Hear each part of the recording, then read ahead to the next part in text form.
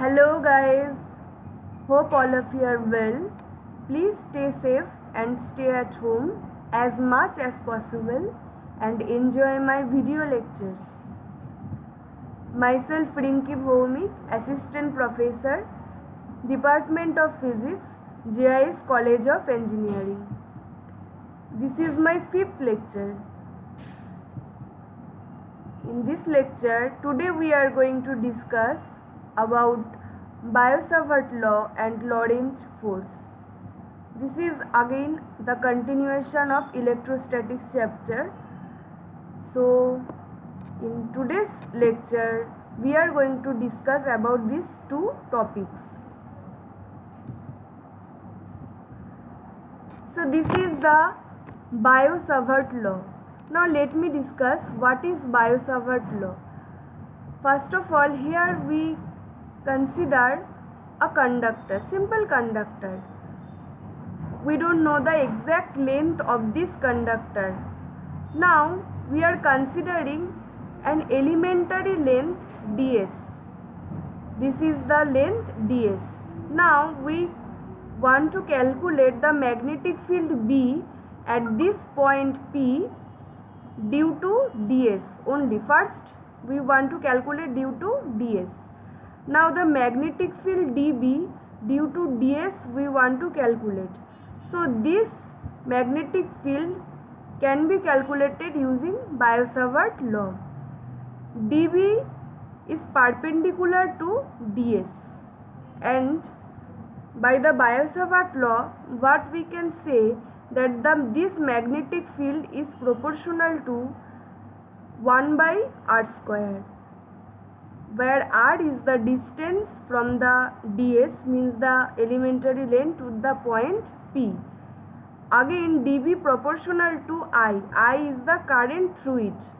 Also dB proportional to ds is the elementary length, and dB also proportional to sin theta, where theta is the angle between the r, means the distance between ds and P, and the direction ds. So this is the angle theta. It's clear from the figure. So if we combine all these, then finally what we can get, dB equal to mu naught by 4 pi I ds cross r cap. R cap is the unit vector along this distance by r square. So mu naught by 4 pi I ds cross r cap by r square, where mu naught is the permeability of free space. This is the value. Now this one we have calculated, or we have considered only for ds, means the elementary length, but not we have considered the whole length, isn't it? So if we want to calculate the total magnetic field due to the whole conductor, then we have to do the integration. That's why B equal to mu naught I by 4 pi, since I is constant, that's why it will be out of the integration. So integration over ds cross r cap by r square. This is the total expression of the magnetic field which we can calculate from the Biot-Savart law.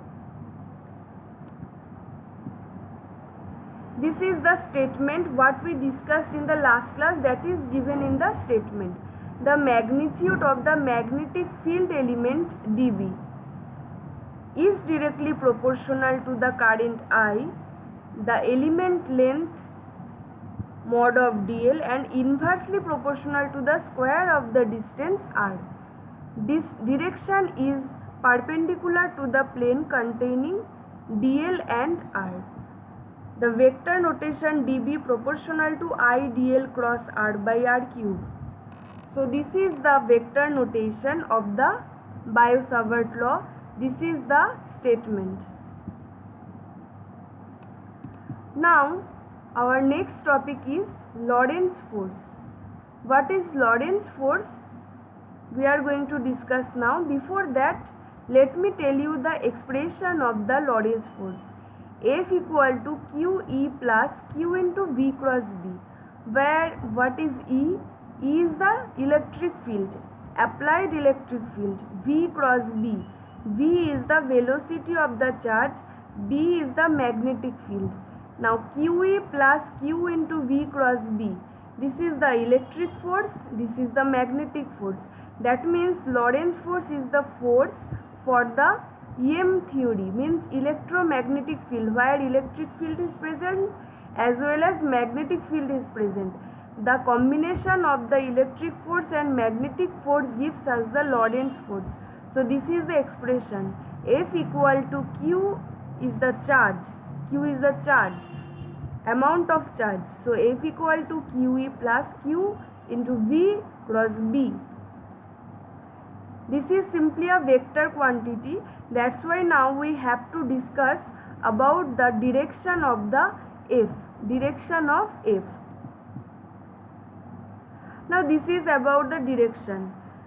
Here, if this is the direction of the magnetic field and this is the direction of the current density, then obviously by the right-handed screw rule we can say that this will be the direction of the Lorentz force. So this is the direction of the Lorentz force, F equal to J cross B. So here by applying the right-handed screw rule we can get the direction of the Lorentz force. Now what is the definition of Lorentz force?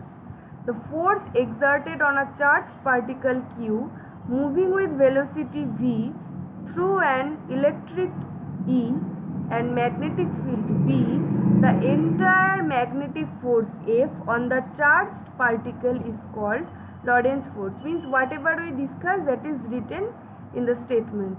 This is the definition of the Lorentz force.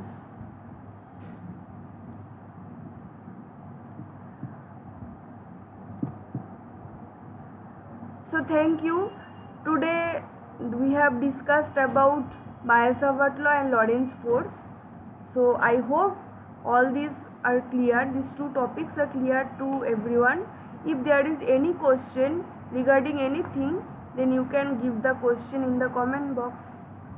So thank you and see you in my next video lecture.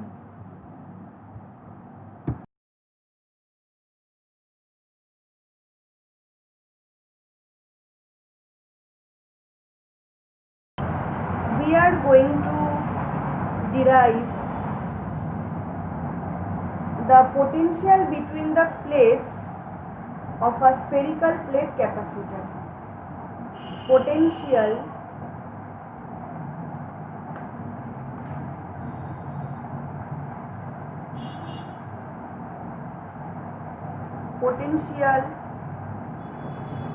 between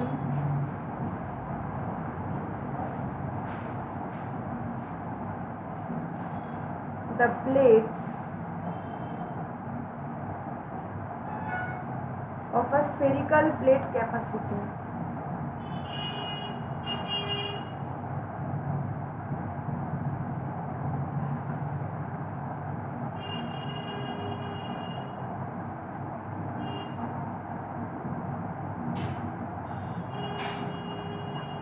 So how or what will be the expression of the potential when the plates of a spherical plate capacitor?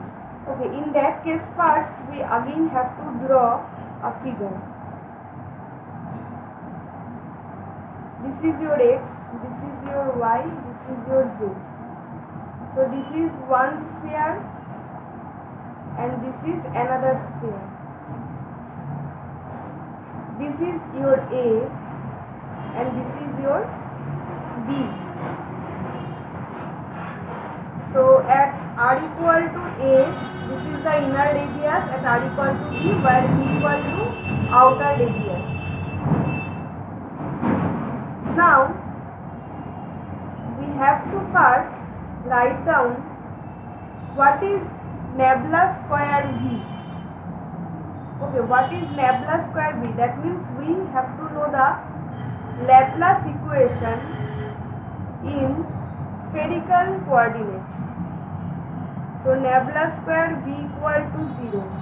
Therefore 1 by R square del R of r square del v by del r plus 1 by r square sin theta del theta of sin theta del v by del theta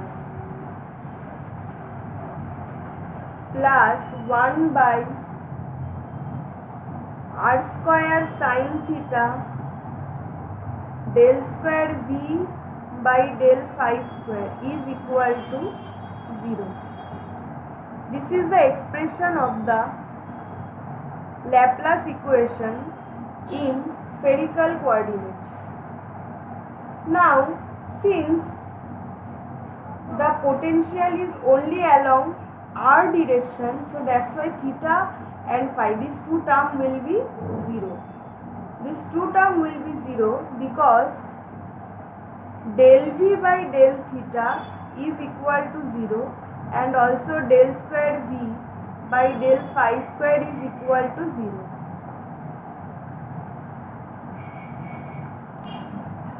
So the final expression will be nothing but del del r of r square del v by del r is equal to 0. Therefore, r square del v by del r is equal to c, considering c as constant. So therefore, del v by del r is equal to c by r square. So if we do this integration, then what we are getting, v equal to integration over v by r square dr plus c. So is equal to minus of v by r plus c. This is the expression. This will not be v but this will be c. And suppose the constant is nothing but d, an arbitrary constant. So minus c by r plus d.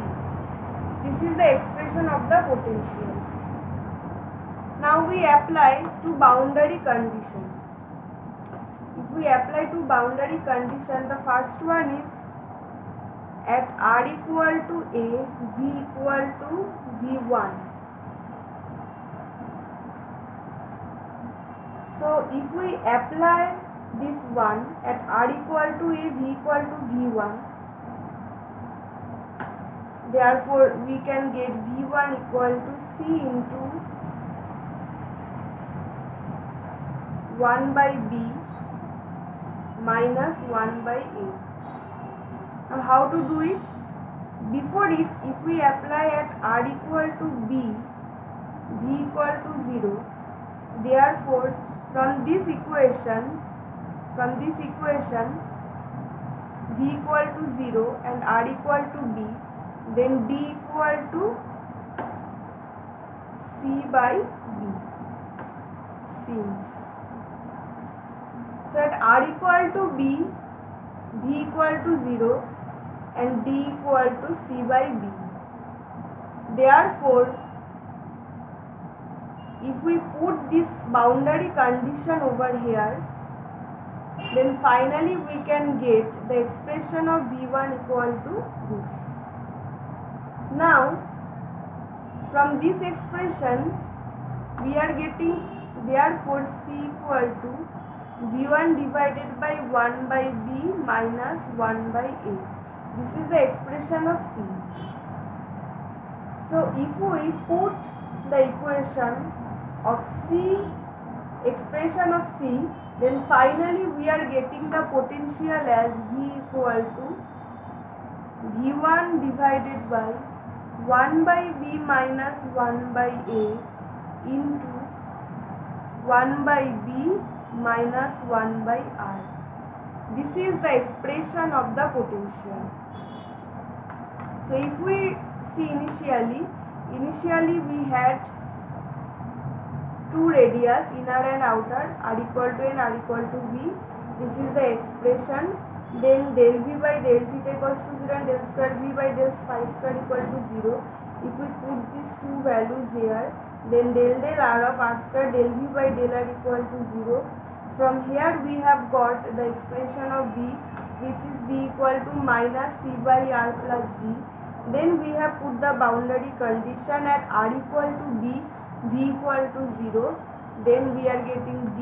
If we put this d over here, then finally, and also if we apply the second boundary condition, that is at r equal to v equal to v1, therefore v1 equal to this, so c equal to v1 by this, therefore finally we are getting the expression of the potential like this.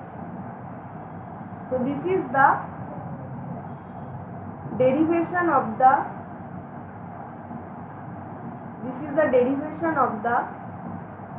potential of the spherical plate capacitor. Now, already in the first session of today's lecture, we started magnetostatics, where we discussed about the Biot-Savart law. That means we know what is J. J is nothing but the current density. Current density. This is the expression of, this is the symbol of current density. Current density means nothing but the current per unit area. So therefore the current becomes I equal to integration over J dot ds. Now as we know, I equal to dq by dt. So is equal to minus del t of integration over rho into dv, where rho is the volume charge density. So if we multiply it with the total volume, then we can get the charge. That's why minus del t integration over rho dv. Now integration over J dot ds is equal to integration over nabla dot J into dv. This we can write by applying Gauss's theorem. As we know now what is Gauss's theorem. Again, here we can write in minus integration over del rho by del t into dv. So del rho by del t into dv, and here the integration over j dot ds equals to nabla dot j dv. Therefore finally we can write I equal to integration over nabla dot j into dv equal to minus integration over del rho by del t into dv. This is the expression of the I.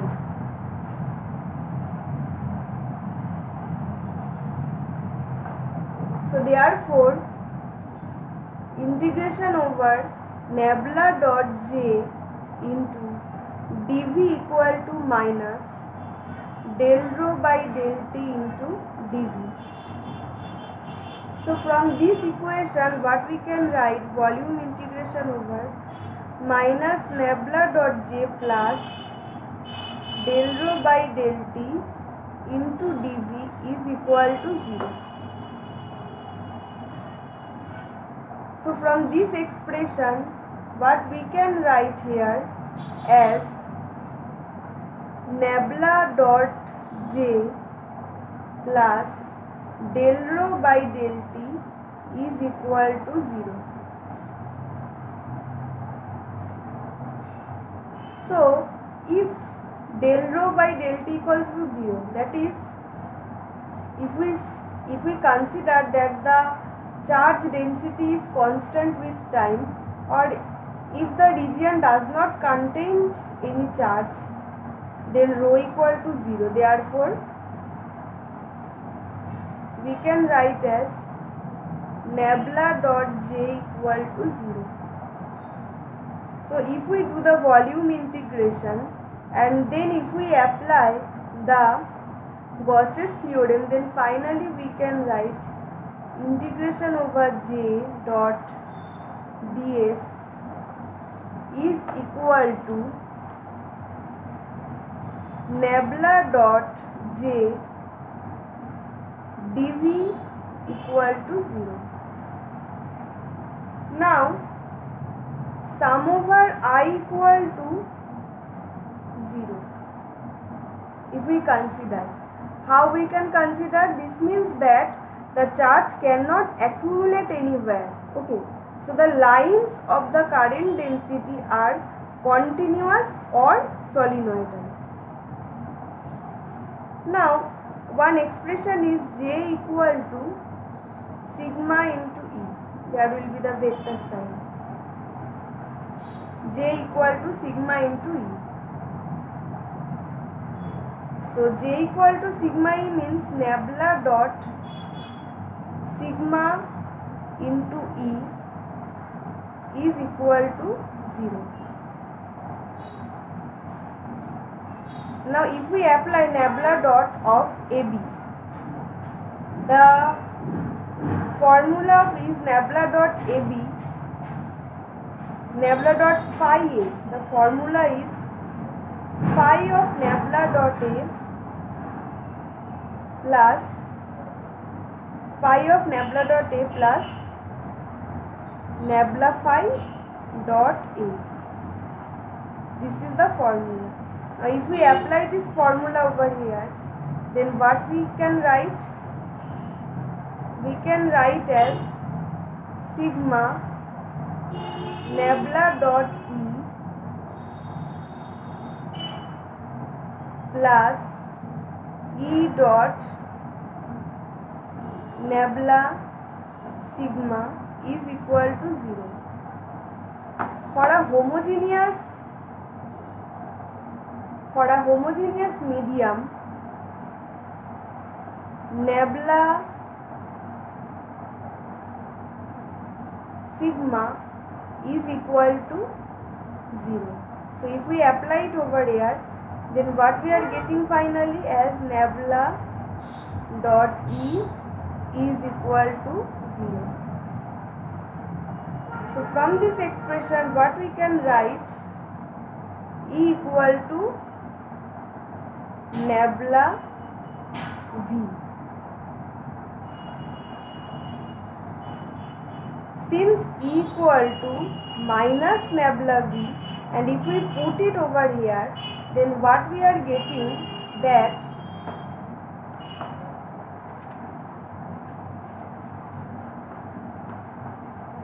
nabla squared V or phi is equal to 0. This equation asserts that the potential distribution within a conducting medium satisfies the Laplace equation as long as the medium is homogeneous and the current distribution is time invariant or steady with time. So this is the derivation of the current density. Next, today's topic is magnetic flux. This is the last topic for today. Magnetic flux. So what is magnetic flux? In a uniform magnetic field, if in a uniform B is uniform,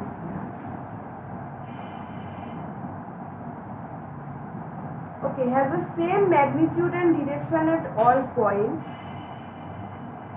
the lines of induction are equally spaced, parallel and straight. In that case, d phi, the standard notation is phi.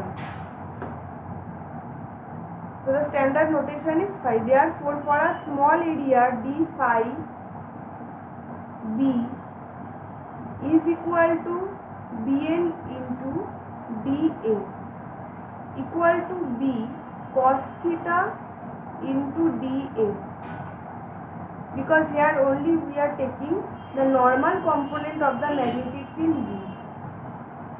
So finally we are getting B into dA cos theta, from where B dot dA. This is the flux for an elementary area. Elementary area means, let me explain. Suppose this is an area. Okay.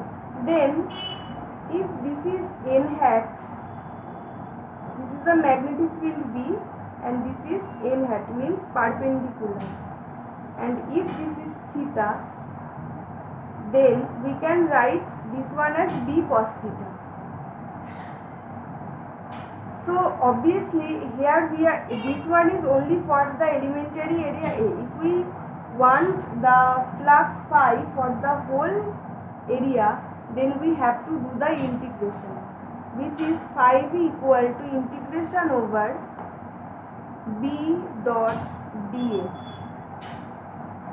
So this is the expression of the magnetic flux if B is normal and uniform to a finite area A, then the flux across the area phi b equal to dA.